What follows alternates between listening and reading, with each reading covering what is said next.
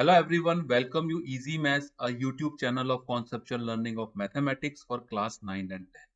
So जैसा कि आप लोगों को पता है हमारा क्रैश कोर्स सीरीज प्रोग्राम चल रहा है क्लास 9 मैथमेटिक्स के लिए और इसके अंदर अभी मैं 8 क्लासेस के अंदर आपके 4 चैप्टर कंप्लीट करा चुका हूं मैथमेटिक्स के, जिसमें conceptual theory and important question यानी फंडामेंटल थ्योरी की मैंने बात की है जो आपके एग्जाम के लिए बहुत यूजफुल है और उससे रिलेटेड जितने भी इंपॉर्टेंट क्वेश्चन हैं जो आपके एग्जाम में आ सकते हैं या जिनकी आपको प्रैक्टिस करनी चाहिए वो सारे मैंने यहाँ पे आपके साथ शेयर कर लिए।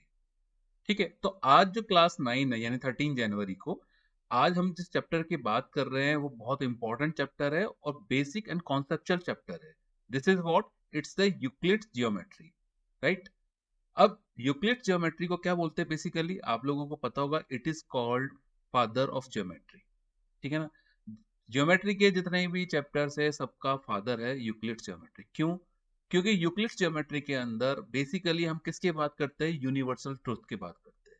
हम ऐसे एक्सियम्स और पोस्टुलेट्स की बात करते हैं या ऐसे एजम्पशंस की बात करते हैं जो कि यूनिवर्सल ट्रुथ है और जिनको प्रूव करने की कोई आवश्यकता नहीं है। ठीक है ना, और जो प्रूव्ड है भी नहीं, दे आर नॉट प्रूव, है ना, और उनको आवश्यकता भी नहीं है। जैसे एक पॉइंट पॉइंट है, ये बेसिकली एक यूनिवर्सल ट्रुथ है। तो ये क्या होगा? Basically Euclid's geometry. ठीक है, सो अभी मैं इसको स्टार्ट करता हूं। इसमें सबसे पहले हम बात करेंगे कॉन्सेप्चुअल थ्योरी की। तो कॉन्सेप्चुअल थ्योरी में सबसे पहली चीज आ रही है एक्सियम्स और पोस्टुलेट्स। एक्सियम्स और पोस्टुलेट्स क्या होता है? These are basically assumptions which are obvious universal truths, they are not proved. जो कि ऑब्वियस यूनिवर्सल ट्रुथ है, ठीक है ना, उनको प्रूव करने की जरूरत नहीं है और ना ही प्रूव्ड है वो। ठीक है, जैसे a point is that which has no part. एक पॉइंट पॉइंट है, ठीक है, ये एक पॉइंट है, ये पॉइंट है, इसका कोई पार्ट नहीं है, ये सिर्फ एक पॉइंट है। ठीक है, इसको प्रूव करने की कोई जरूरत नहीं है। एक लाइन की हम बात करते हैं, लाइन क्या है? Basically line is what it is a line is breadth less length. ठीक है ना, एक लाइन जिसकी जो थिकनेस है या जो आप बोल सकते हैं जिसकी विड्थ है वो लेंथ से कम है। ठीक है, तो ये अपने आप में लाइन की डेफिनेशन है, वो ये प्रूव्ड है, उसको हम लाइन बोलेंगे। ठीक है ना, किसी भी लाइन के जो एंड पॉइंट्स है बेसिकली क्या है? वो पॉइंट्स है। तो ये प्रूव्ड है सारी चीजें। ठीक है ना, तो मैं अब इसमें डिस्कस करूंगा आपके साथ पहले यूक्लिड्स एक्सियम्स और पोस्टुलेट्स। ए पॉइंट पहला है, a point is that which has no part. जैसे मैंने आपको बताया एक पॉइंट पॉइंट है, उसके कोई पार्ट नहीं है। ये बेसिकली क्या है? It is not proved but it is universal truth. दोनों चीजों में अंतर होता है। देखिए मैं बोल रहा हूँ this is what it is universal truth. ठीक है, इसे सबने मान लिया है कि यूनिवर्सल ट्रुथ है, इसको प्रूव करने की जरूरत नहीं है और ये प्रूव्ड है भी नहीं। ठीक है, बट सब मान के चलते हैं कि ये ऐसा ही होता है और इसके आगे की कहानी हम पूरी ज्योमेट्री में पढ़ते हैं। ठीक है ना, तो ये बेसिक है, ये फंडामेंटल ज्योमेट्री है। यूक्लिड्स जो इंट्रोडक्शन है, यूक्लिड्स थ्योरी है, यूक्लिड्स ज्योमेट्री है, उसके एक्सियम्स और पोस्टुलेट्स है, ये बेसिक आपकी ज्योमेट्री है। इसीलिए इसको हम फादर ऑफ ज्योमेट्री बोलते हैं, क्योंकि बाकी ज्योमेट्री इसी के बाद स्टार्ट हुई है। ठीक है, तो पहला था a point is that which has no part, right. दूसरा है a line is breadthless than length, right. एक लाइन जिसकी थिकनेस लेंथ से कम है, ये प्रूव्ड है। अगर वो लाइन इस तरह से हमने बना रखी है, इसकी लेंथ जो है वो उससे उसकी विड्थ से ज्यादा है या विड्थ जो है इसकी लेंथ से कम है, ये ऑलवेज होगा। ठीक है ना, ये ऑलवेज होगा, आप कभी भी देखेंगे तो ठीक, हम लाइन बोलेंगे। अगर इसकी विड्थ बढ़ जाती है तो हम इसको कभी रेक्टेंगल बोल देंगे, कभी स्क्वायर बोल देंगे, वॉट एवर। ठीक है, the ends of a line are points. किसी भी लाइन के जो एंड है वो दो पॉइंट होंगे, राइट। एक लाइन के एंड होंगे, एंड्स होंगे, वो दो पॉइंट्स होंगे। तो लाइन जो के एंड जो है वो पॉइंट होंगे। ए straight line is a line which lies evenly with the points on itself. ठीक है, ये एक स्ट्रेट लाइन है, इस लाइन के ऊपर जितने भी पॉइंट है उस पॉइंट से पास होने वाली लाइन है और वो स्ट्रेट लाइन है। ठीक है ना, तो स्ट्रेट लाइन क्या है? वो लाइन जो कि उसके ऊपर जितने भी पॉइंट्स है उनसे पास होती है। बट ऑब्वियस है ये, ठीक है, इसको प्रूव करने की कोई जरूरत नहीं है। A surface is that which has length and breadth only. ठीक है, एक्स वाई प्लेन जिसकी हम बात कर रहे हैं, एक सरफेस जिसमें एक्स वाई प्लेन है, जिसकी लेंथ है और विड्थ है, this is what it is a surface. ठीक, the edges of a surface are line. किसी भी सरफेस की, जैसे आपके पास अगर लैपटॉप है या आपके लैपटॉप की तो एक थिकनेस होगी, फिर भी एक पेपर ले लीजिए, पेपर की जो पेपर एक क्या है? बेसिकली एक सरफेस को प्रेजेंट करता है ना। एक जो नॉर्मल आपका कागज है या पेपर है वो एक सरफेस को रिप्रेजेंट करता है, जिसमें एक्स और वाई एक्सिस को आप शो कर सकते हैं। जो उसकी एक्स एक्सिस है या उसकी जो वाई एक्सिस है वो बेसिकली क्या है? वो एक लाइन है। ठीक है, द एजेस, वो उसकी जो एजेस है, जो बेसिकली एक्स और वाई एक्सिस की हम बात कर रहे हैं, उसके एजेस है, वो क्या है, बेसिकली एक लाइन है। ठीक, a plane surface is a surface which lies evenly with the straight lines on itself. एक प्लेन सरफेस वो सरफेस है जिसके ऊपर इवनली स्ट्रेट लाइन डिस्ट्रीब्यूटेड है। ठीक है ना, उसके ऊपर, क्योंकि जो एक प्लेन सरफेस के ऊपर जितनी भी लाइंस होंगी वो स्ट्रेट लाइंस ही होंगी, राइट। इस सरफेस के ऊपर जितनी भी लाइन होंगी स्ट्रेट लाइन ही होगी। ठीक, तो ये इसके जो यूक्लिड्स है उसके एक्सियम्स और पोस्टुलेट्स है। ठीक है, अब इसको हम डेप्थ में जाते हैं थोड़ा। नेक्स्ट है यूक्लिड्स एक्सियम्स। ठीक है ना, जो यूक्लिड्स के एक्सियम्स है उसमें पहला चीज है, वो जनरल था जो मैंने पीछे पढ़ा। अब देखिए, थिंग्स विच आर, ये आपको याद रखना है क्योंकि एग्जाम में इसी के अकॉर्डिंग आपको क्वेश्चन करके आने हैं।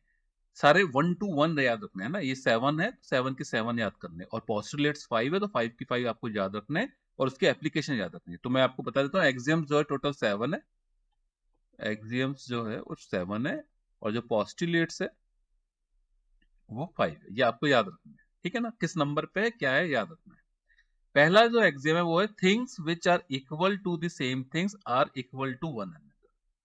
ठीक है, जैसे मैं बोलता हूं आपको A equal to B and C equal to B है, तो this implies A equal to C होगा। ये एक्सियम 1 है। Things which are equal to the same things, right, जैसे जो दो थिंग्स हो गई, एक थिंग ये हो गई, एक थिंग ये हो गई, दोनों एक सेम ही चीज के बराबर है, तो इसका मतलब क्या होगा, they are equal to one another. इसका मतलब ये दोनों थिंग्स एक दूसरे के बराबर होंगे, राइट। दूसरा, if equals are added to equals then wholes are equal. जैसे आपका A इक्वल टू C है, राइट, तो मैं अगर ऐसे लिखता हूं A plus D equal to C plus D, यानी इसको मैं ऐसे लिख सकता हूं। ठीक है ना, A इक्वल टू C को A plus D equal to C plus D, अगर मैं दोनों तरफ सेम चीज सेम अमाउंट ऐड कर रहा हूं तो वो उसका वैल्यू वही रहेगी जो पहले स्टेप में थी, यानी A इक्वल टू C की थी। सिमिलर वे में थर्ड जो है, if equals are subtracted from equals the remainders are equal. अगर मैं A इक्वल टू C है तो मैं इसको A minus D equal to C minus D अगर मैं लिखता हूं, जो कि थर्ड एक्सियम है, वो क्या है कि मैं same amount of thing minus कर रहा हूं दोनों तरफ से, तो इसकी वैल्यू और इसकी वैल्यू यानी इन दोनों की वैल्यू सेम रहेगी। ठीक है, things which coincide with one another are equal to one another, right. जैसे मान लो ये एक लाइन है, एक लाइन में एक पॉइंट ये है A B और C इसका मिड पॉइंट है, तो जो C पॉइंट है बेसिकली वो किससे कोइंसाइड कर रहा है, AC लाइन से भी कोइंसाइड कर रहा है और BC लाइन से भी कोइंसाइड कर रहा है। It means AC equal to BC होगा। ठीक है ना, अगर वो इक्वली कोइंसाइड कर रहा है तो। ठीक है, द नेक्स्ट है fifth, the whole is greater than part. Definitely whole is greater than part. ठीक है, things which are double of the same things are equal to one another. जैसे A इक्वल टू 2B है और D equal to 2B है, it means A equal to D होगा, right. Things which are double of the same things, right, double of the same things are equal to one another, यानी A equal to D होगा। और similar way में seventh जो इसका exam है वो यही है, things which are halves of the same things, यानी A इक्वल टू अगर B/2 है and D equal to B/2 है तो A इक्वल टू D होगा, right. These are the 7 axioms। ठीक है, नेक्स्ट पे आते हैं पोस्टुलेट्स। तो यूक्लिड्स के 5 पोस्टुलेट्स है, वन बाय वन हम डिस्कस करते हैं। पोस्टुलेट 1 है, ए straight line may be drawn from any one point two other point, यानी एक पॉइंट ये है, एक पॉइंट ये है तो एक स्ट्रेट लाइन आप ड्रॉ कर सकते हैं। सिमिलर वे में ए आपका एक पॉइंट है, बी दूसरा पॉइंट है, तो जो भी इन दो पॉइंट को लाइन मिलाएगी that is called straight line. या you can say given two distinct points there is a unique line that passes through them. ठीक है, यानी दो डिस्टिंक्ट पॉइंट के बीच में एक यूनिक लाइन पास होती है, राइट। ये इसका क्या है, पोस्टुलेट 1। ठीक, मैंने फिर आपको पहले ही बताया था एक्सियम्स एंड पोस्टुलेट्स क्या होते हैं, दीज आर बेसिकली एजम्पशंस जो कि प्रूवन नहीं है बट वो यूनिवर्सल ट्रुथ है और जिनको प्रूव करने की कोई जरूरत नहीं है। ठीक है ना, और these are the father of geometry. Euclid's geometry is the father of geometry. तो जितने भी एजम्पशंस है इसके, पोस्टुलेट और एक्सियम्स, ये आपके पूरी ज्योमेट्री में हर जगह यूज होते हैं। सेकंड है, a terminated line can be produced indefinitely.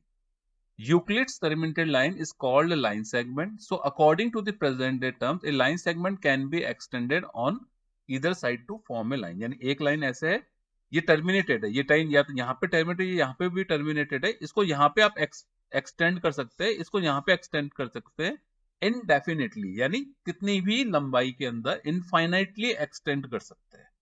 ठीक है, इसको आप लाइन सेगमेंट भी बोल सकते हैं। ठीक, then a circle can be drawn with any centre at any radius, right. एक आपने सेंटर डिफाइन कर दिया, आपने रेडियस कोई भी डिफाइन कर दी, तो उससे एक सर्किल को हम ड्रॉ कर सकते हैं। ठीक है, this is what it is postulate 3।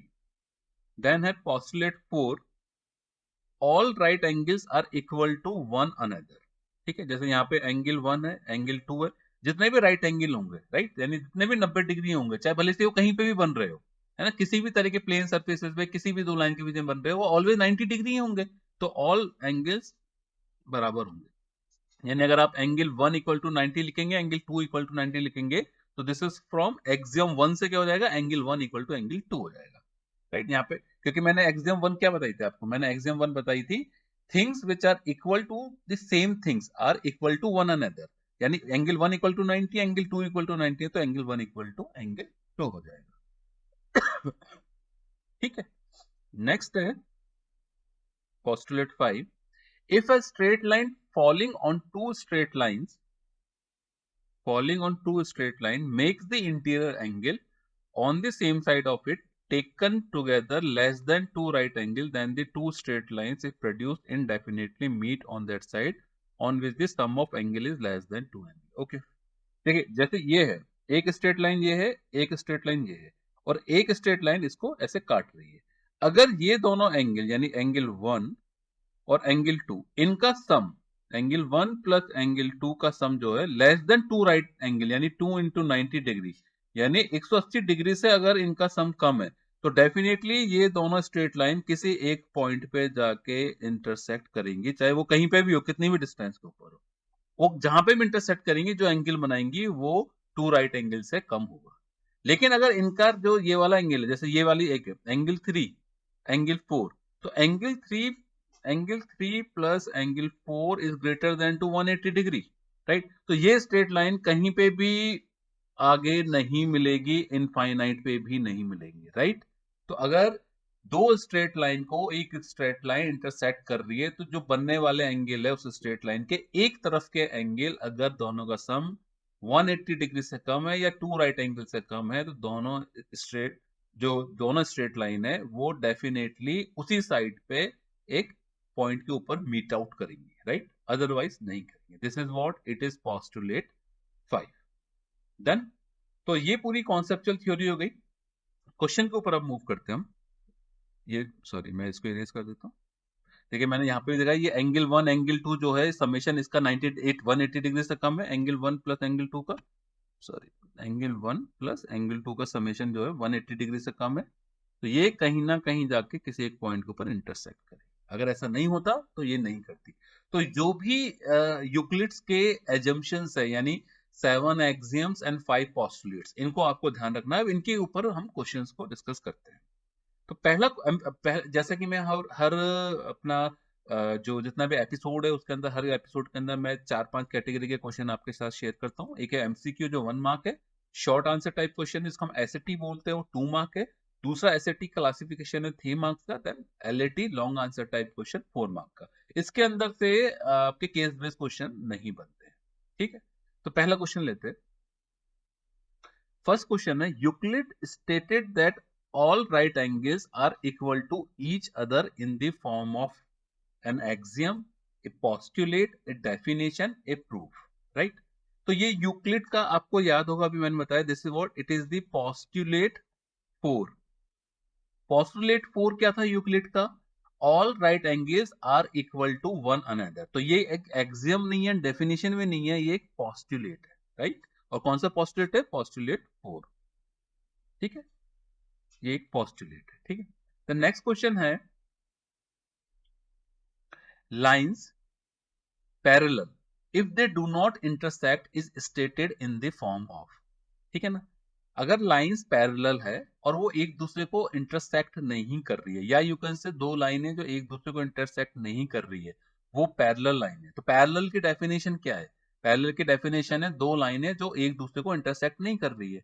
तो this is what lines are parallel if they do not intersect is stated in the form of, ये एक्सियम नहीं है। ठीक है ना ही ये पोस्टुलेट है, ये एक बेसिकली कोई डेफिनेशन हो सकती है, ठीक है ना। ये आपका कोई एजम्पशन नहीं है कि लाइंस दो पैरेलल की डेफिनेशन क्या है, ये होती है। पहले की डेफिनेशन है two lines which are not intersecting to each other, या दो लाइंस जो कि एक दूसरे को इंटरसेक्ट नहीं कर रही, do not intersect each other, ठीक है। तो ये एक डेफिनेशन है, नॉट एन एक्सियम और postulate, is the form of a definition, right? Next question को करते हैं, क्वेश्चन नंबर 3। देखिए, in the given figure C is the midpoint of the segment AB, okay, P and Q are midpoints of segment this and this, AC and BC, then AP is equal to, ठीक है ना। आपको क्या दिया है, C is the midpoint of line AB, right? तो AB equal to, मैं ऐसे लिख सकता हूं, AC प्लस CB। ये किससे लिखा मैंने, एक्सियम 4 से। एक्सियम 4 मैंने आपको क्या बताया था, एक्सियम 4 था things which coincide with one another are equal to one another. जैसे मैंने बोला C point things coincide with AC and CB, C point AC और सीबी से कोइंसाइड कर रहा है, ठीक है ना, इक्वली। तो एसी इक्वल टू सीबी होगा, ठीक है ना, और AC इक्वल टू सीबी होगा, मतलब AC plus CB equal to AB होगा। तो ये बेसिकली एक्सियम 4 का रिजल्ट है। तो इस रिजल्ट के साथ मैं इसमें ये भी लिख सकता हूं, AC since AC equal to CB, तो इट मींस ये हो गया AB equal to AC plus AC। तो this implies AC equal to AB by 2। अब अगर एक्सियम 4 को ही हम बिटवीन AC अप्लाई करें तो मैं ये लिख सकता हूं AC equal to AP plus PC, right, and AP equal to PC। So this implies AC equal to AP plus AP. This implies AC equal to 2AP, ठीक है। अब AC equal to 2AP हुआ, ये एक equation मेरी 1 है, ये एक इक्वेशन 2 है। अब दोनों से मैं कंपेयर कर देता हूं, तो 2AP equal to AB by 2, यानी AP इक्वल टू क्या हो गया, AB बाई 4। करेक्ट आंसर क्या हो जाएगा मेरे पास, AB बाई 4। समझिए, इसमें एक्सियम 4 यूज किया है, और एक्सियम 4 क्या बोलती है, ये देखो आपको याद रखना बहुत जरूरी है सारी चीजें। एक्सियम 4 बोलती है things which coincide with one another are equal to one another, ठीक है ना। तो यहाँ पे सी पॉइंट के लिए मैं बोल रहा हूँ, सी पॉइंट को अगर हम वो कोइंसाइड पॉइंट बोलते हैं, तो you can say AC equal to CB और AB equal to AC plus CB, right. और इसी से हमने ड्राइव कर लिया कि AC की वैल्यू AB बाई 2 आ गई। यहां से फिर हमने एक लाइन ले ली, AC वाली लाइन ले ली, यहां से ड्राइव कर लिया AP की वैल्यू, इसको रखती है 2AP equal to AB by 2, दोनों 1 और 2 को बराबर कर दिए, तो हमारे पास आंसर आ गया equal to AB by 4। Answer check कर लेते हैं। देखिए, ये मैंने निकाल लिया, AP equal to half AC, ठीक है, या AC इक्वल टू 2AP, कैसे भी लिख लो, कंपेयर कर दिया तो AB बाई 4 आ गया। नेक्स्ट क्वेश्चन है, क्वेश्चन नंबर 4, एसर्शन है, इफ लाइंस। एसर्शन रीजनिंग के क्वेश्चन में क्या है कि थोड़ा सा आपको दिमाग इस्तेमाल करना पड़ेगा। जैसे कि मैंने आपको पहले भी बोला था, एसर्शन रीजनिंग एक क्वेश्चन नहीं होता, इसमें एसर्शन पार्ट अपने आप में क्वेश्चन है, रीजन पार्ट अपने आप में क्वेश्चन है, और इसमें तीसरा क्वेश्चन क्या है, एसर्शन और रीजन के बीच में रिलेशन के ऊपर, ठीक है ना। क्योंकि हमको बताना होता है कि ए और आर यानी एसर्शन रीजन ट्रू है तो दोनों में क्या रिलेशन है, ठीक, यानी दोनों एक दूसरे के करेक्ट एक्सप्लेनेशन, मतलब जो रीजन है वो एसर्शन का करेक्ट एक्सप्लेनेशन है कि नहीं, ये भी हमको प्रूव करना पड़ता है। तो एसर्शन रीजन का जो क्वेश्चन है, एक क्वेश्चन वो 3 क्वेश्चन से मिलकर बना होता है। चलिए अब आते हैं, if lines AB AC AD and AE are parallel to a line L। देखिए, एक लाइन है, मैं इस लाइन को बोल रहा हूं, this line is L line. अब एक लाइन है, if line AB AC AD and AE are parallel to line L, तो मैं एक लाइन पैरेलल बना रहा हूं, तो मैं इस पॉइंट को बोल रहा हूं A, इस पॉइंट को बोल रहा हूं B, this is C, this is D, this is E, ठीक है। तो AB AC AD and AE, ये चारों लाइनें एक ही पॉइंट यानी A से पास हो रही है, ठीक है, और वो लाइन किसके पैरेलल है, L के पैरेलल है। तो ये कब पॉसिबल है, जबकि ABCD and E are collinear, यानी ABCD जो पॉइंट्स है वो कोलिनियर होंगे, राइट। इसका मतलब जो है, जो A पॉइंट है वो AB AC AD and AE से पास, ए पॉइंट से पास होने वाली लाइन है, चारों लाइन और वो L के पैरेलल है, इट मीन्स ये हो गया है कि जो ये A पॉइंट है, B पॉइंट है, C पॉइंट है, D point and E point है, they should be definitely collinear, पहली चीज। तो इसका मतलब एसर्शन जो है वो ट्रू है। अब रीजन क्या बोल रहा है, one and only one line can be drawn through A and parallel to L, यानी एक ही लाइन ऐसी हो सकती है, ठीक है ना, थ्रू ए पॉइंट, एक पॉइंट जो कि L के ऊपर नहीं है, उस यानी A पॉइंट, उससे केवल एक ही लाइन ड्रॉ हो सकती है, ठीक है ना, ये एक पॉइंट है A, उससे एक ही लाइन ड्रॉ हो सकती है जो कि L के पैरेलल, ठीक है। अगर ये रीजन है तो जो एसर्शन दिया हुआ है वो ट्रू है, यानी इसका मतलब both assertion and reason are true and reason is the correct explanation of A, यानी एसर्शन, ठीक है। इसका आंसर देख लेते हैं।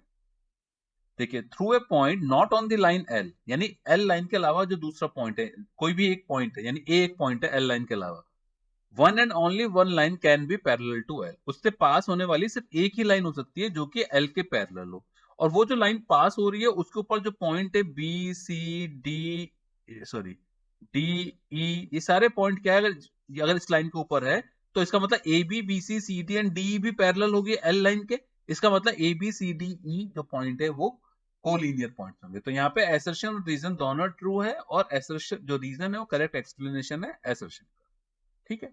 नेक्स्ट क्वेश्चन है फिफ्थ क्वेश्चन, 1 मार्क का। देखिए, ये भी एसर्शन रीजन का क्वेश्चन है। Given two distinct points there is a unique line that passes through them, ठीक है। ये अपना एक एक्सियम था। एक्सियम क्या था कि आपका, अगर आपको याद हो तो मैंने अभी आपको एक्सियम पोस्टुलेट बताया, उसमें बेसिकली एक एक्सियम ये था, एक्सियम से हम बेसिकली इंटरप्रेट कर सकते थे हम, ठीक है ना। वो क्या था, given two distinct point there is a unique line that passes through them, ठीक है ना, ये हमारा एक्सियम था। या फिर ये एक एक्सियम था हमारे पास, a straight line is a line which lies evenly with the points on itself, ठीक है ना। इसका मतलब कोई भी एक पॉइंट से जो लाइन, एक ही लाइन पास हो सकती है, ठीक है ना, एक यूनिक लाइन होगी जो पास, लाइन तो एक पॉइंट से कई पास हो सकती है, लेकिन एक, यहां पे एक पॉइंट से कई लाइन पास होती है, लेकिन यहां पे बात कर रहे हैं, सॉरी, एक point given two distinct point, दो पॉइंट से एक ही लाइन पास हो सकती है, वो एक यूनिक लाइन होगी, ठीक है ना, थ्रू दैट। फिर दूसरा जो इसका रीजन है, रीजन वाला पार्ट वाला देखते हैं। रीजन वाले पार्ट के अंदर क्या है, if A B and C are three points on a line and B lies between A C, तो एक मैं ड्रॉ कर लेता हूं, ये ए है, ये सी है, ये बी इसका सेंटर है, ठीक है ना, अगर इसके साथ वो कोइंसाइड कर रही है, ठीक है ना, then A B plus B C equal to A C, then this is what it is, मैं आपको पहले बच्चों दिस इज एक्सियम 4।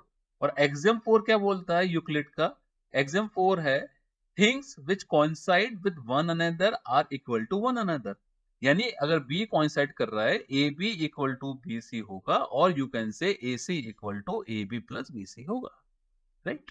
इसका मतलब ऐसा रीजन भी ट्रू है, एसर्शन भी ट्रू है, लेकिन रीजन और एसर्शन के अंदर कोई लिंक नहीं है, कोई रिलेशन नहीं है, तो इसका मतलब हमारे पास आंसर हो जाएगा बी ऑप्शन, राइट। क्योंकि बी ऑप्शन बोलता है A and R both are true but not dependent on each other, यानी A R is not the correct explanation of A, क्योंकि ये है भी नहीं, क्योंकि जो ए है उसका कोई एक्सप्लेनेशन हो भी नहीं सकता, क्योंकि वो क्या एक्सियम है और यूनिवर्सल ट्रूथ है, ठीक है। तो नेक्स्ट क्वेश्चन पे मूव करते हैं। क्वेश्चन 6 क्या हुआ, सो ये देखिए इसका एक्सप्लेनेशन आ गया। तो reason is also true, assertion is clear true but not the correct explanation of the assertion, ठीक है। देन ओके, 5 क्वेश्चन थे इसमें 1 मार्क में। अब हम 2 मार्क्स के ऊपर आते हैं। 2 मार्क्स में पहला क्वेश्चन है, it is known that if x plus Y equal to 10 then x plus Y plus Z equal to 10 plus Z. जैसे मैंने कहा था x plus Y equal to 10, दोनों साइड मैंने x जेड ऐड कर दिया, तो x plus Y plus Z equal to 10 plus Z. This is what it is axiom 2। Axiom 2 क्या है, according to Euclid second axiom क्या है, if equals are added to equals then the wholes are equal. अगर मैं दोनों side में equal चीज जोड़ता हूं तो दो होल्स आर इक्वल, यानी सेम वैल्यू रहेगी जो पहले थी, ठीक है। तो ये एक्सियम 2 है। सेकंड एक्सियम, देखिए इस तरह के क्वेश्चन आते हैं, आए हुए क्वेश्चन है एग्जाम में, ठीक है ना, इस तरह के क्वेश्चन आते हैं कि कौन सी एक्सियम, तो इसलिए आपको एक्सियम नंबर्स के साथ याद रखना पड़ेगा एंड सिमिलर वे में पोस्टुलेट्स को आपको याद रखना पड़ेगा। देन सेकंड क्वेश्चन है, how would you rewrite Euclid's fifth postulate so that it would be easier to understand. Fifth postulate क्या था, आपको ध्यान हो तो मैंने डायग्राम बनाया था कि दो स्ट्रेट लाइन है और उन स्ट्रेट लाइन को एक दूसरी स्ट्रेट लाइन काट रही है, तो जो उनके इंटरसेक्टिंग एंगल है, अगर एंगल 1 और एंगल 2 की वैल्यू अगर 2 राइट एंगल से कम है तो डेफिनेटली वो जाके एक पॉइंट के ऊपर मीट आउट करेंगे। ये हमारे पास थी यूक्लिड की फिफ्थ पोस्टुलेट। अगर मैं इसको बिल्कुल सिंपल लैंग्वेज में बोलूं तो क्या बोलूंगा, two distinct intersecting lines can not be parallel to the same line. ठीक है ना, अगर दो डिस्टिंक्ट इंटरसेक्टिंग लाइन है can not be parallel to the same line, यानी दो इंटरसेक्टिंग, ठीक है ना, डिस्टिंक्ट इंटरसेक्टिंग यानी दो लाइन है जो कि इंटरसेक्ट तो कर रही है, ठीक है, वो एक दूसरे के कभी पैरेलल हो ही नहीं सकती है, तो यही आपका है। ठीक है, यही फिफ्थ पोस्टुलेट है, two distinct intersecting line can not be parallel to the same line. तो अगर आपको चाहे तो वो पूरा पैराग्राफ बना के आप लिख सकते थे जो मैंने आपको पोस्टुलेट 5 में पढ़ाया था। ठीक है ना, पोस्टुलेट 5 अगर आपको ध्यान हो तो मैंने क्या बोलता, if a straight line following on two straight lines makes the interior angle on the same side of it taken together less than 2 right angles, then the two straight line if produced infinitely meet on that side on which the sum of angle is less than the 2 right angles। तो इतनी रामायण की जगह simple से कह दिया कि अगर दो इंटरसेक्टिंग लाइन है एक पॉइंट से पास हो रही है, तो डिफरेंट लाइंस है, तो वो कभी भी एक दूसरे को के पैरेलल हो ही नहीं सकती। ठीक है, सिंपल लैंग्वेज।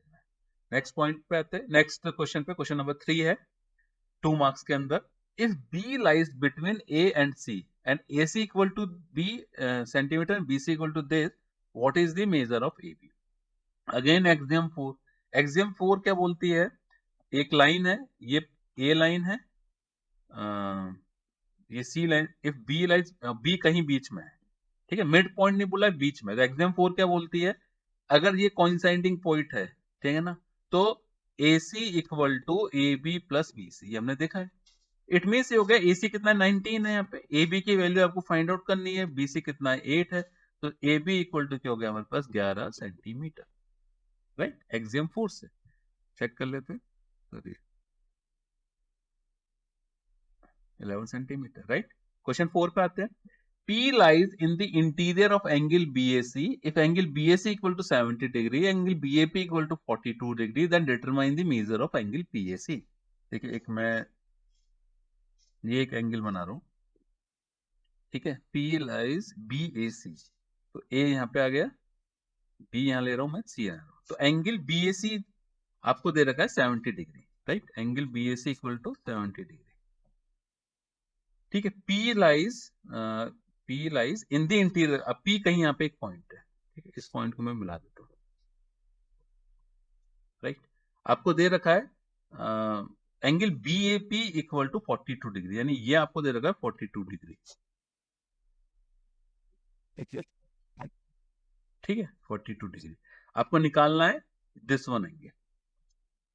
तो जो बेसिकली एंगल PAC जो ये पूछ रहा है, एंगल PAC क्या होगा, होल एंगल जो कि एंगल BAC है उसमें से मैं माइनस कर दूं एंगल BAP, ये बचेगा, यानी इस वाले में से मैं माइनस कर दूं 70 डिग्री में से 70 डिग्री माइनस 42 डिग्री, तो this is the 28 degree, right, easy question है, 28 डिग्री आंसर आ गया। नेक्स्ट क्वेश्चन पे आते हैं, question number 4, solve the equation x plus 4 equal to 10 and state Euclid's axiom use. यहाँ पे यूक्लिड का क्या एक्सियम यूज हो सकता है, if equals are subtracted from equals then the remainders are equal, जैसे x प्लस 4 इक्वल टू 10 दे रखा है, मैं दोनों साइड से 4 माइनस कर देता हूँ, 10 माइनस 4 ये कैंसिल हो गया, तो x इक्वल टू क्या रहेगा 6 आएगा। तो ये यूक्लिड्स का जो एक्सियम है वो क्या है, आपको याद है ये वाला कौन सा एक्सियम है जो मैंने अभी पढ़ाया था आपको यूक्लिड का, this axiom is if equals are subtracted from equals then remainders are equal, ये कौन सा एक्सियम है, एक्सियम 3, राइट। सो एक बार चेक कर लेते हैं सॉल्यूशन, ठीक है, x इक्वल टू 6 आ गया and this is the axiom, ठीक है। नेक्स्ट क्वेश्चन में मूव करते हैं, क्वेश्चन नंबर है 6, P and Q are the centers of two intersecting circles. Prove that PQ equal to QR equal to PR. ठीक है, देखिए मैं एक क्वेश्चन में एक डायग्राम दे रखा है ये वाला। अब मैं इसमें आपको एक सर्किल के अंदर मान लो जिसका दो सर्किल है यहाँ पे, एक सर्किल वो है जिसका P जो है सेंटर है, एक सर्किल जिसका Q सेंटर है, दोनों सर्किल एक दूसरे को इंटरसेक्ट कर रहे हैं। तो जो सर्किल जिसका P सेंटर है उसके अंदर जो उसकी रेडियस है वो क्या है, PR उसकी रेडियस है, और दूसरी रेडियस उसकी क्या है, PQ है। दोनों क्या है, बेसिकली इस सर्किल की रेडियस है जिसको मैं डिनोट करता हूँ R से। दूसरे केस में अगर मैं जिसका सेंटर Q है उसकी रेडियस क्या है, आपके पास QR रेडियस है, राइट, और QP है, दोनों एक ही चीज है। ये QP और QR एक ही चीज है। अगर मैं सर्किल को हटा दूं तो ये जो QR है और ये QP है एक ही चीज है, और ये भी क्या, रेडियस। तो अब आपका फर्स्ट एक्सियम क्या था यूक्लिड का, कि things which are equal to the same things which are equal to the same things are equal to one another. ये दोनों अगर बराबर है तो इसका मतलब P R equal to, sorry, बराबर है तो क्या होगा, P R equal to Q R होगा, and this is what equal to ultimately P Q, right. तो ये आपका एक्सियम हो गया, यानी कौन सा एक्सियम यूज हुआ, फर्स्ट एक्सियम। सॉल्यूशन देख लेते हैं, ठीक है। जैसे एक क्या, radius, Euclid's first axiom, things which are equal to the same thing are equal to one another, मैंने बराबर कर दिया, ठीक है। नेक्स्ट क्वेश्चन पे आते हैं, क्वेश्चन 2 मार्क्स में, question number 7। In the given figure it is it is given that angle 1 equal to angle 4 and angle 3 equal to angle 2, यानी 1 equal to 4 और 2 equal to 3, by which Euclid's axiom it can be shown that if angle 2 equal to angle 4 then angle 1 equal to angle 3। आपको क्या दे रखा है यहाँ पे, आपको given है angle 1 equal to angle 4 and angle 3 equal to angle 2, और ये भी आपको गिवन है angle 2 equal to angle 4। तो यूक्लिड का जो एक्सियम है वो क्या है, things, first axiom, things which are equal to the same और equal things are equal to one another. अगर मैं इन दोनों को ले लेता हूं, ठीक है ना, तो दोनों तरफ राइट साइड में क्या, एंगल 4 है, इसका मतलब क्या हो जाएगा, एंगल 1 इक्वल टू एंगल 2। अब मैं इसको और इसको पकड़ लेता हूं, तो दोनों का राइट साइड में सेम है, यानी एंगल 2 सेम है, तो इसका मतलब क्या हो जाएगा, एंगल 3 इक्वल टू एंगल 1, यानी हैंस, ठीक है। तो यूक्लिड की आपको कौन सी एंगल 1 इक्वल टू एंगल 3 होगा, तो यूक्लिड की क्या एक्सियम काम में, things which are equal to the same और equal things are equal to one another. इसको मैं क्लीन कर देता हूं। Question 8, if x plus Y equal to 10 and x equal to z, show that, okay, आपको दे रखा है, sorry, x plus Y equal to 10, right. अब मैं यूक्लिड का एक्सियम 3 यूज करता हूं। आपको याद है एक्सियम 3 क्या है, यूक्लिड ने अपने एक्सियम 3 में बोला था, if equals are subtracted from equals then remainders are equal, right. अब मैं दोनों तरफ से यानी x plus Y equal to 10 की बोथ साइड से मैं z को माइनस कर देता हूं, तो x plus Y minus z equal to 10 minus z, कौन से एक्सियम से, एक्सियम 3 से, ठीक है ना। अब x plus, sorry, y minus कर देता हूँ, z नहीं, y माइनस कर देता हूँ, तो ये y y कैंसिल हो गया, दिस इंप्लाइज क्या हो जाएगा, x equal to 10 minus Y आ गया, और x इक्वल टू आपको क्या दे रखा है यहाँ पे, z दे रखा है, ये x इक्वल टू z दे रखा है, तो दिस इंप्लाइज आएगा z equal to 10 minus Y आ जाएगा। अब मैं क्या कर रहा हूँ, दोनों तरफ z एड, y ऐड कर देता हूँ, z plus Y equal to 10 minus, sorry, z plus Y equal to 10 Y add कर देता हूँ, z plus Y equal to 10 minus Y plus Y, right. पहले मैंने सब्ट्रैक्ट किया, अब मैंने y को दोनों साइड ऐड कर दिया, और y को दोनों साइड ऐड कर रहा हूं, तो कौन सी एक्सियम को यूज कर रहा हूं, axiom number 2, if equals are added to equals then wholes are equal. तो यहाँ पे y y कैंसिल हो गया, यानी z plus Y equal to 10, जो हमको प्रूव करना था, ठीक है। सॉल्यूशन चेक कर लेते हैं इसका, सॉरी रेस कर दो पहले, z plus Y equal to 10, हमने यानी यूक्लिड की पहले एक्सियम 3 यूज की, फिर एक्सियम 2 यूज की, ये लिख भी रखा है मैंने, axiom 3 and axiom 2, okay. Next question पे मूव करते हैं। नेक्स्ट क्वेश्चन है, ये 2 मार्क्स के 8 क्वेश्चन हो गए, नेक्स्ट 3 मार्क्स से स्टार्ट हो गए। 3 मार्क्स का फर्स्ट क्वेश्चन है, if A point C lies between 2 points A and B such that AC equal to BC, right? Sorry.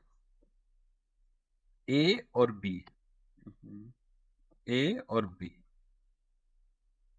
ठीक है, ए और बी 2 पॉइंट्स, उसके बीच में एक सी पॉइंट लाई कर रहा है, जैसे जिसमें A C equal to B C है, ठीक है। Then prove that A C equal to half A B. तो ये तो सिंपल है, क्योंकि ये मैंने आपको बताया था।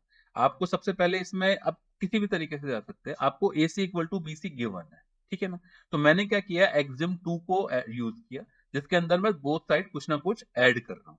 तो मैंने इसको लिखा A C plus A C equal to B C plus A C, ऐसा लिख सकता हूँ मैं, ठीक है। और यहाँ पे क्या हो जाएगा, ये 2ac हो जाएगा। और bc प्लस ac के लिए मैं कौन सी एक्सियम यूज कर रहा हूँ, एक्सियम 4, कि bc plus ac equal to क्या हो जाएगा, ab। आपको ध्यान है एक्सियम 4 क्या थी, एक्सियम 4 जो हमारी यूक्लिड की थी वो थी things which coincide with one another are equal to one another, है ना। तो c जो है कोइंसाइडिंग पॉइंट है, इसको मैं यूज करके मैं यहाँ पे ले आया ab, तो this implies ac equal to क्या हो जाएगा, ab बाई 2। तो यहाँ पे दो एक्सियम यूज हुई है, एक एक्सियम यूज हुई है जो कि एक्सियम 2 है, दोनों तरफ बराबर ऐड करने के लिए, और दूसरी कोइंसाइडिंग वाली जो एक्सियम है, एक्सियम 4, जिसमें हम ac plus bc equal to ab लिखते हैं, वो यूज है यहाँ पे, ठीक है। तो ये सॉल्व हो गया, एक बार सॉल्यूशन देख लेते हैं इसका। ठीक है, यहाँ पे ये एक्सियम 2 यूज की, यहाँ पे इस दोनों के लिए यहाँ पे ये एक्सियम 4 यूज हो गई, एंड देन आंसर आ गया। नेक्स्ट क्वेश्चन पे बढ़ते हैं, 3 मार्क के। A square is a polygon made up of 4 line segments. Okay, out of which length of 3 line segments are equal to the length of fourth one, and all its angles are right angles. ठीक है, using Euclid's axiom या postulates justify that all angles and sides of a square are equal. ठीक है, मान लेते हैं एक मान लेते हैं ABCD एक स्क्वायर, स्क्वायर की बात कर रहा है। जब स्क्वायर में हमको पता है कि जो सारी साइड्स होती है वो इक्वल होती है, इसने क्या कर रखा है, 4 लाइन सेगमेंट हो गए इसमें। 4 लाइन सेगमेंट कौन कौन से हो गए, एक ए बी हो गया, एक बी सी हो गया, एक आप ए बी हो गया, बी सी हो गया, सी डी हो गया, और ए डी हो गया। ये 4 लाइन सेगमेंट हो गए, A B B C D और ए डी। लेट से इसके अंदर से 3 लाइन सेगमेंट है, ये कह रहा है 3 line segments are equal to the length of 4 sides. Let's say AB equal to CD, BC equal to CD, क्योंकि फोर्थ है, इसको मैं हटा देता हूँ यहाँ से, और AD इक्वल टू CD, ये मैं बोल सकता हूँ, ठीक है। एक्सियम 1 क्या होती है, अब एक्सियम 1 पे आ जाओ। एक्सियम 1 जो मैंने पढ़ाया है आपको, एक्सियम 1 के हिसाब से things which are equal to same things are equal to one another. यहाँ पे सब इस तरीके से इक्वल है, तो मैं इसको ऐसे लिख सकता हूँ, A B equal to B C equal to A D equal to C D, जो कि स्क्वायर के केस में होती है, चारों साइड्स बराबर होती है, वो मैंने लिख दी। जैसे एक स्क्वायर है, ठीक है, A B C D, I can write, ठीक है, ये हो गया। लेकिन क्वेश्चन ये नहीं है, क्वेश्चन ये है, यहां तक तो हमने कर दिया, and all its angle are right angle, ये भी हमको प्रूफ करना है, ये सारे जो एंगल है ये 90 डिग्री है। ठीक है, स्क्वायर के केस में क्या होता है, एंगल ए इक्वल टू क्या है, 90 डिग्री, हमको पता, हमने जब एक बार ये प्रूव कर दिया कि स्क्वायर है, एंगल ए 90 डिग्री है, एंगल बी 90 डिग्री है, एंगल सी 90 डिग्री है, एंगल डी 90 डिग्री है। अब पोस्टुलेट 4 क्या बोलता है, जो कि राइट एंगल के बारे में, in that situation all angles जो होंगे वो 90 डिग्री होंगे, यानी और बराबर होंगे, angle A equal to angle B equal to angle C equal to angle D equal to 90 degree है। So hence all angles and sides of a square are equal, ठीक है, साइड्स भी इक्वल होंगी और सारे एंगल भी equal होंगे, ठीक है। इसका सॉल्यूशन देख लेते हैं, वही सेम तरीके से किया है, चारों बराबर हो गए, और फिर यहाँ पे यानी आपने एक्सियम 1 यूज किया एंड पोस्टुलेट 4 यूज किया। नेक्स्ट क्वेश्चन है, question third. PQ is a line segment 12 centimeter long and R is a point in its interior such that PR equal to 8 centimeter. Then find QR. ठीक है, ये एक PQ है, ठीक है ना, इसकी जो लेंथ है वो इन्होंने दे रखी है 12 centimetre. R is a point its interior, कोई R पॉइंट है यहाँ पे, और इसकी लेंथ दे रखी है इन्होंने 8 सेंटीमीटर, ठीक है। तो सबसे पहली बात आते हैं हम किसके ऊपर, एक्सियम 4 के साथ। एक्सियम 4 के हिसाब से आर जो है कोइंसाइड पॉइंट है पीक्यू लाइन को एक बीच में, तो मैं लिख सकता हूं P R plus R Q equal to P Q, ये करेक्ट है।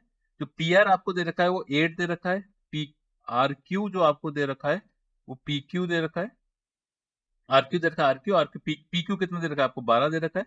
तो दिस इंप्लाइज आर क्यू या you can say Q R equal to 4 centimetre, एक ही बात है। ठीक है, ये हमारे पास आ गया। इसको निकालने के लिए आप भले से चाहो कैसे भी यूज कर सकते हो। देखिए जैसे आपके पास ये लाइन नहीं, अब आप चाहो तो इसमें एक्सम 3 यूज कर सकते हैं कि अगर, क्योंकि हम यूक्लिड थ्योरम पढ़ रहे हैं तो हम क्या करेंगे, 8 प्लस पी क्यू दोनों, सॉरी आर क्यू, दोनों तरफ से -8 किया हमने, 12 -8। मैंने क्या बताया था एग्जाम 3 के अंदर, अगर सिमिलर थिंग को आप बोथ साइड से माइनस करेंगे तो आपका जो वैल्यू आएगी वो सिमिलर आएगी। This implies R Q equal to 4 centimetre. ठीक है, अब सिंपल मैथमेटिक्स है। सिंपल मैथमेटिक्स क्या बोलती है आपको, आपको पूछा गया इसके अंदर P Q square minus P R square, तो P Q square minus P R square equal to क्या होगा, पी क्यू आपका 12 है तो 12 का स्क्वायर माइनस पी आर कितना है आपके पास 8 का स्क्वायर, तो 144 माइनस 64, दिस इक्वल टू 80। दूसरा आपसे पूछा है P R square plus Q R square plus 2 P R into Q R, तो मैं इसको ऐसे लिख सकता हूँ P R plus Q R का होल स्क्वायर, क्योंकि इसका होल स्क्वायर क्या होता है, P R square plus Q R square plus 2 P R into Q R. P R कितना दे रखा है आपको 8 सेंटीमीटर, और क्यू आर या आर क्यू हमारे पास है 4, इसका स्क्वायर यानी 144 आपके पास आंसर आ। तो ये दो आंसर आपके पास आ जाएंगे जो आपको पूछा है। डन। नेक्स्ट क्वेश्चन में मूव करते हैं। क्वेश्चन, अब 5 मार्क्स से क्वेश्चन आ गए। 5 मार्क का पहला क्वेश्चन है, in the figure we have angle 1 equal to angle 3, okay, and angle 2 equal to angle 4. Show that angle A equal to angle C. State which axiom you use here.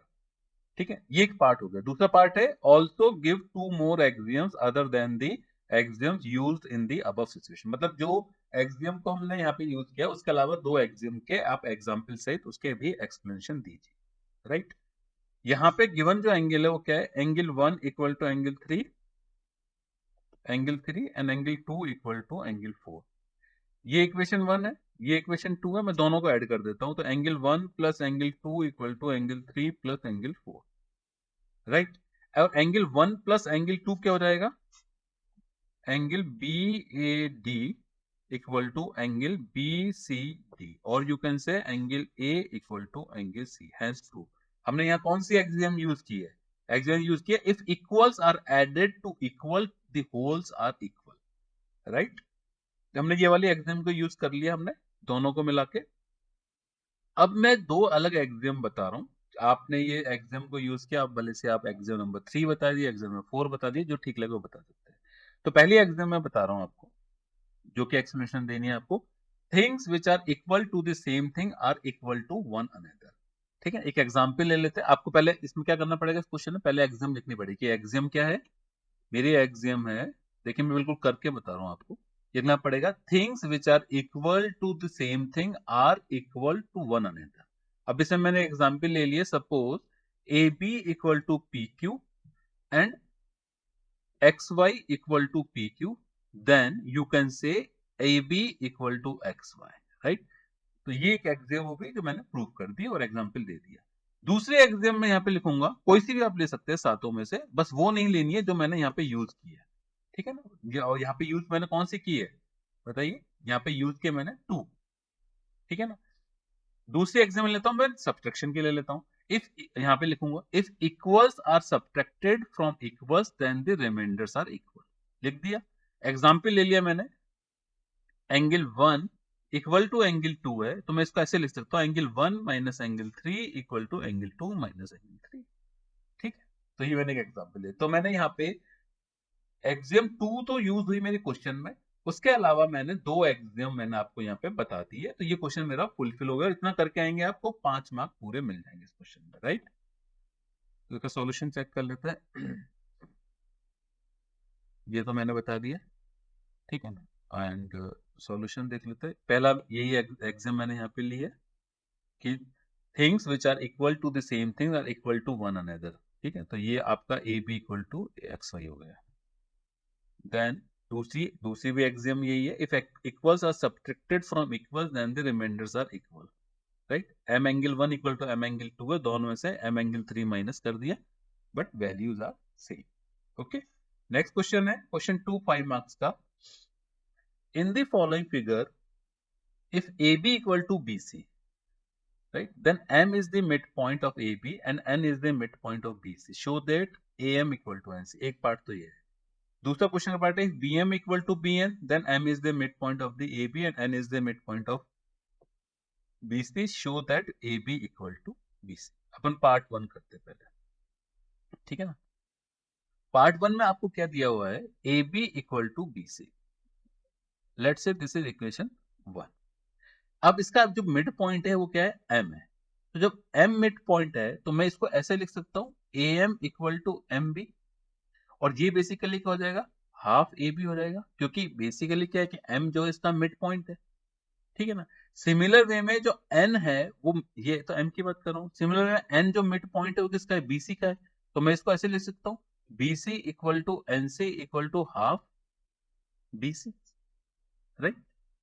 अब जो sorry BC equal to NC equal to BN, sorry BC नहीं BN equal to, ठीक है। अब जो आपके पास जो axiom है, ठीक है ना, वो अगर मैं यूक्लिड की एक्सियम नंबर 7 का यूज करूं, एक्सियम 7 क्या थी पहले वो समझिए आप।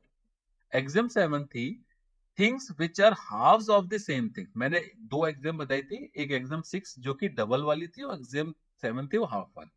तो example 70 things which are half of the same thing are equal to one another, ठीक है ना।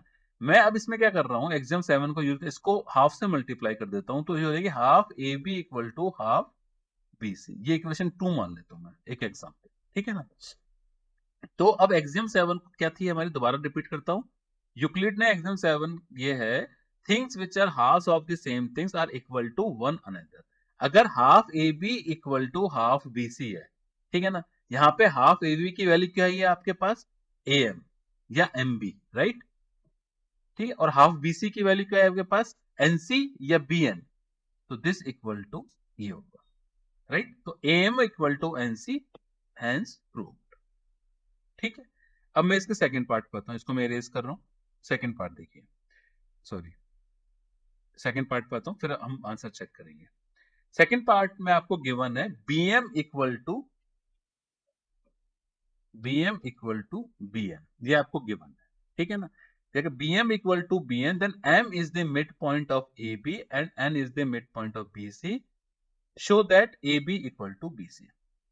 इसमें आपने bm इक्वल टू bn दे रखा है, यानी bm इक्वल टू bn, ठीक है।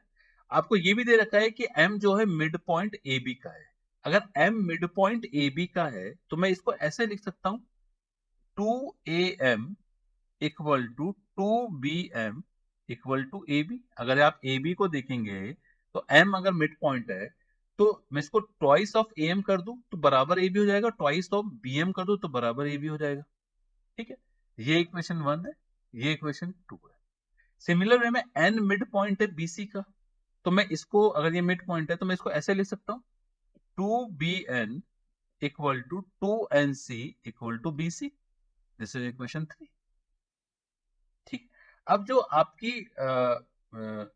एग्जाम 6 थी उसको आप थोड़ा सा रिकॉल करिए, क्योंकि एग्जाम 6 थी क्या है, डबल वाली थी। तो एग्जाम 6 क्या थी, things which are double of the same things are equal to one another. अब मैं जो फर्स्ट इक्वेशन है उस इक्वेशन को 2 से मल्टीप्लाई कर रहा हूँ, फर्स्ट इक्वेशन मल्टीप्लाई विद 2, तो आपके पास आएगा 2bm equal to 2bn, right. अब ये इक्वेशन 4, तो 2 3 4 इक्वेशन अगर आप देखेंगे तो 2bm की वैल्यू क्या है, यहाँ पे 2bm की वैल्यू क्या है, ab। तो मैं ऐसे लिखूं दिस इंप्लाइज ab, अगर एग्जाम 6 को यूज कर रहा हूँ। एग्जाम 6 क्या है, दोबारा बोल देता हूँ, things which are double of the same things are equal to one another. और 2bn की जगह मैं यहाँ पे क्या यूज करूंगा, bc, यानी मैं इस कॉम्बिनेशन को उठा रहा हूँ, क्योंकि हमको जरूरत ab equal to bc prove करने की है, तो मैंने कहा ab इक्वल टू bc, तो हैंस प्रूव। समझ में आया? आया हुआ क्वेश्चन है, अच्छा क्वेश्चन है, ठीक है। इसको इरेज करके सॉल्यूशन देख लेते हैं। देखिए फर्स्ट पार्ट में मैंने वही हाफ वाली थ्योरम लगाई है, एग्जाम 7 यूज की है और am इक्वल टू n से निकालना है। सेकंड के अंदर यहाँ पे डबल वाला मैं बात कर रहा हूँ क्योंकि यहाँ पे मैं एक्सियम 6 यूज कर रहा हूँ, ठीक है। और सेम वही जैसे मैंने किया था उसी तरीके से मैंने आंसर फाइंड आउट कर लिया है, ठीक है। तो सेकंड क्वेश्चन हो गया 5 मार्क का, 5 मार्क का। अब 5 मार्क के थर्ड क्वेश्चन पे मूव करते हैं। In the given figure if angle DOB equal to 87 degree, angle COA equal to 82 degree, angle BOA equal to 35 degree, then find angle COB and angle COD, right? अब figure से हम देखते हैं। Figure से angle DOB equal to क्या है? DOB समझ रहे हो? DOB यानी ये वाला एंगल, मैं इसको ऐसे लिखता हूं, एंगल COD यानी ये वाला एंगल प्लस एंगल COB ये वाला प्लस एंगल COB। आपको दिया क्या है? एंगल DOB आपको दे रखा है यहाँ पे 87 डिग्री। तो मैं इसको ऐसे लिख सकता हूँ, this implies angle COD plus angle COB equal to 87 degree. ये मैंने किससे लिखा है? इसको इक्वेशन 1 बोल रहा हूँ। ये मैंने लिखा एक्सियम 1 से, यानी एक्सियम 1 आपको मैंने पढ़ाई थी। एक्सियम 1 क्या थी? चलो एक बार रिपीट कर लेते दोबारा एक्सियम 1 को। एक्सियम 1 थी हमारी, things which are equal to the same things are equal to one another, ठीक है। इसको अप्लाई करके मैंने यहाँ पे लिख दिया है।